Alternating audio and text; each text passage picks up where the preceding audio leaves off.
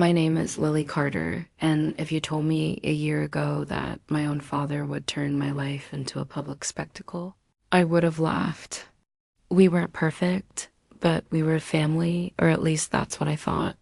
What happened next not only broke me, it remade me into someone I never knew I could become. It started on an ordinary Sunday morning. I was 24, living at home temporarily after college while looking for a full-time job. My dad, Daniel Carter, was the type of man who lived for appearances, clean lawns, ironed shirts, and neighbors who respected him. My mom, Susan, was kind but quiet, always walking on eggshells around him. My little brother, Ethan, was his golden boy smart, athletic. Everything my dad wanted his children to be. And then there was me, the artsy disappointment. I'd studied graphic design, freelanced online, and dreamed of starting my own studio one day. To my father, that wasn't a career, it was wasting potential. That morning, I woke up to my phone buzzing nonstop. Dozens of notifications, texts, and tags on Facebook. At first, I thought maybe one of my digital illustrations had gone viral. But when I opened the app, my heart froze. There it was, a post from Daniel Carter, my father. It read, "Family poll. Just a little fun. If you could erase one person from the Carter family, who would it be?" Below that were 4 options, Daniel, Susan, Ethan, Lily, and next to my name were hundreds of votes. The caption said, "No wrong answers." At first, I couldn't breathe. I thought maybe it was fake, maybe someone hacked his account. But then I saw his profile picture, him smiling proudly in front of our house. It was real. My father had created a poll asking his friends, colleagues, and extended relatives if I was the one who didn't belong. The comments were even worse, greater than savage. Gotta admit, Lily's the odd one out. It's just a joke, lighten up. Daniel's hilarious. Poor Lily, maybe she should move out if she's so sensitive. I dropped my phone, my hands shaking. My mom knocked on my door minutes later, her face pale. "Lily, don't look at Facebook, okay?" She whispered, her voice trembling. "Your dad was just joking. He didn't mean it like that." But the damage was already done. By evening, the post had hundreds of likes. My college friends texted me asking if I was okay.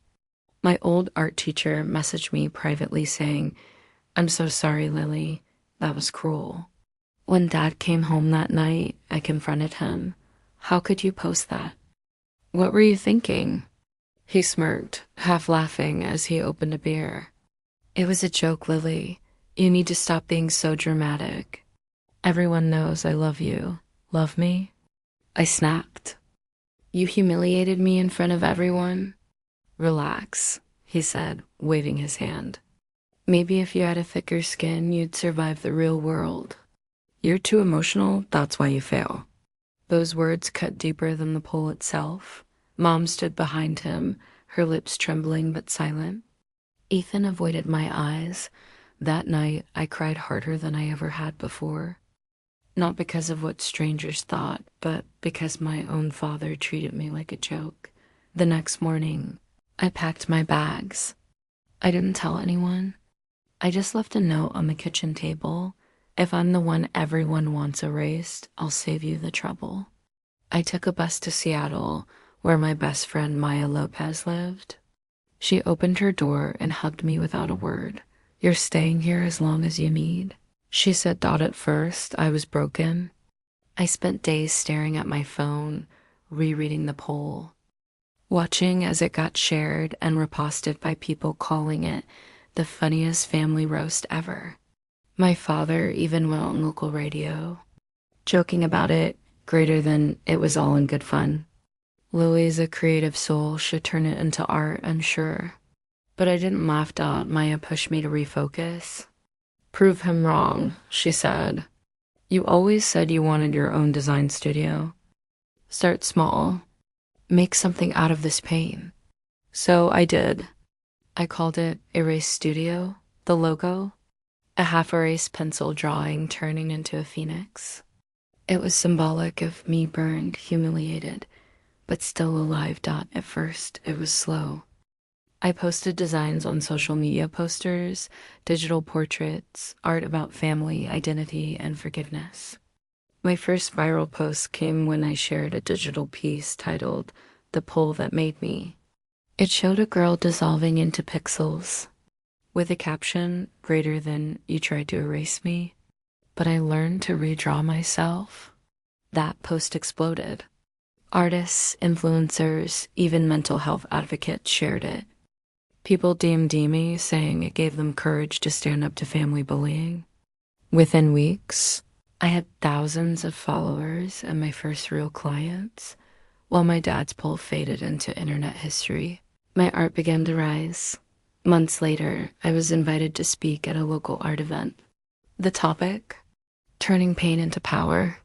I stood on that stage, hands shaking, staring at the crowd. "I'm Lily Carter," I began. "Some of you might know me as the girl from that viral family poll." I used to think that post destroyed me, but it didn't. It revealed the truth that you can't erase someone who's still writing her story. The audience applauded. That night, I felt something shift inside me. After the event, a woman approached me. "I'm from Northlight Media," she said.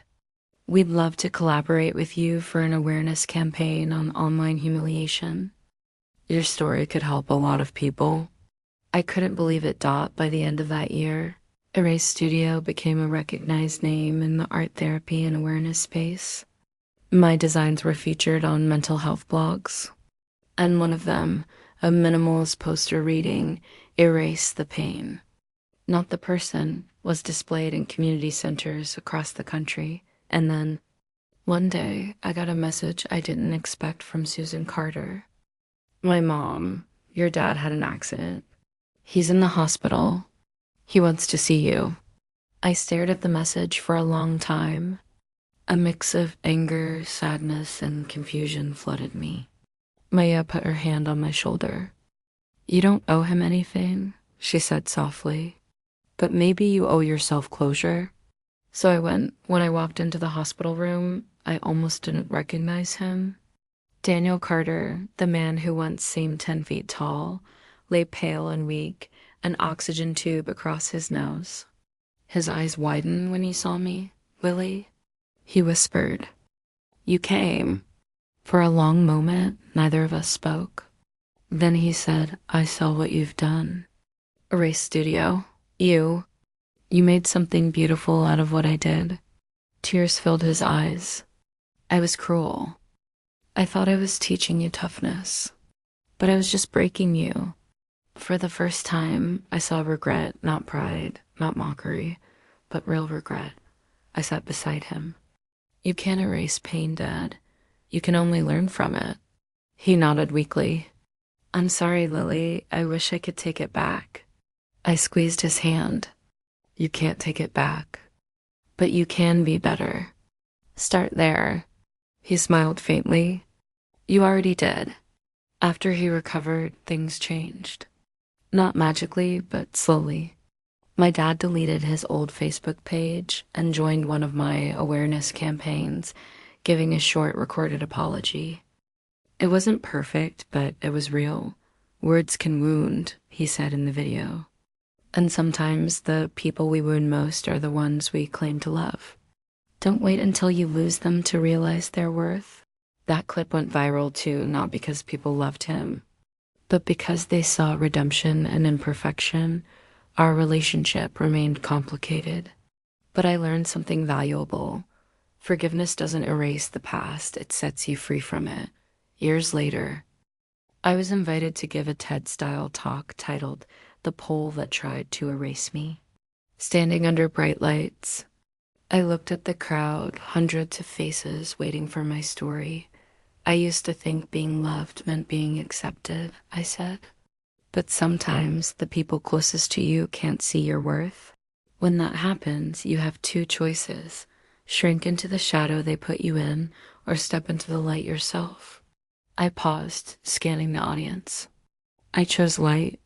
The applause felt like thunder. After the talk, I walked outside into the night air, my heart calm. My dad texted me right then, greater than proud of you, Lily. I don't deserve to say it, but I am. For once, that message didn't sting. I smiled because I no longer needed his validation. I had built my own, years later. I stood in front of my own art gallery, the grand opening of Erase Studio HQ. My mom was there, tears in her eyes. Ethan hugged me, whispering, "You did it." Sis. Even my dad showed up quietly in the back, hands trembling as he applauded when I cut the ribbon. Inside the gallery, the centerpiece was a massive digital mural, hundreds of faces sent in by strangers who'd once felt erased by their families. Each face flickered in and out of light, forming one message on the wall, greater than "no one deserves to be erased." When I looked at it, I realized something profound. Pain is inevitable, but erasure is a choice. And I chose to exist loudly, brightly, fully. That night, as the lights dimmed and guests left, I sat alone in the gallery and opened my sketchbook. I drew a little girl holding a torn paper heart with a caption underneath, greater than "she was never erased."